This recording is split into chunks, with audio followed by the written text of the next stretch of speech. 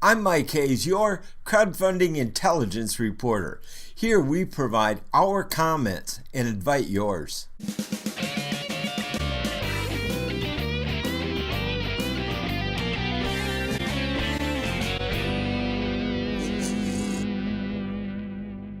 Welcome to Startups in Action. I'm small business media mentor and crowdfunding intelligence reporter Mike Hayes. The good news is that anybody with a good idea can now raise money for it online, but only if you have a good story to tell. So when I saw the chance to interview the author of a new book titled StorySelling, I knew I wanted to speak with Nanton to learn why he wrote it and how it will help crowdfunding campaigners.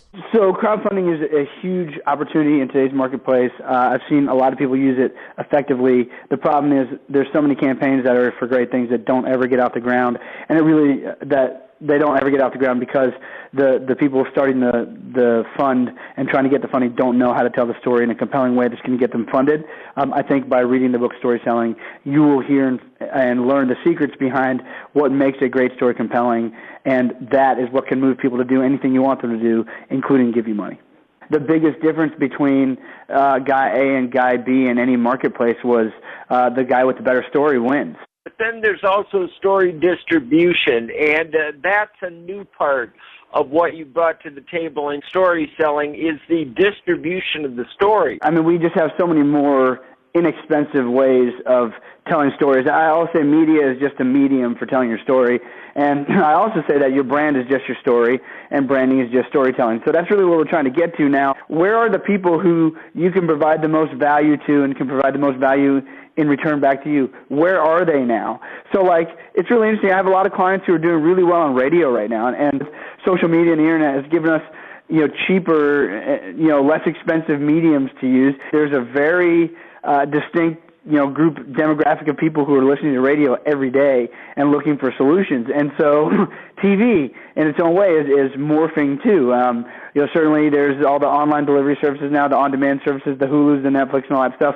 But there's still a place for TV. I mean, we have clients running infomercials right now, and there's a place for them there. So I think you got to figure out where is the audience that you need to reach, and then you got to figure out what's the format that's going to reach them. So even on infomercials and stuff, I mean, really, when you create an infomercial, a 30-minute infomercial, as you know, I mean, you're really creating it with 3 calls to action in the infomercial. So you're not expecting someone to watch it from beginning to end. You're trying to get them just enough to get them to the next call to action so they can call in. And ideally, if you can get them to call in, it's then your job to tell the rest of the story as well in the information they request and the information they get. So hopefully I answered your question there, but there's a bunch of different ways there to use different lengths of media and different styles of media through the different mediums. Certainly social media is a great one because through Twitter and Facebook and everything else, you can start a conversation with people and then insert the media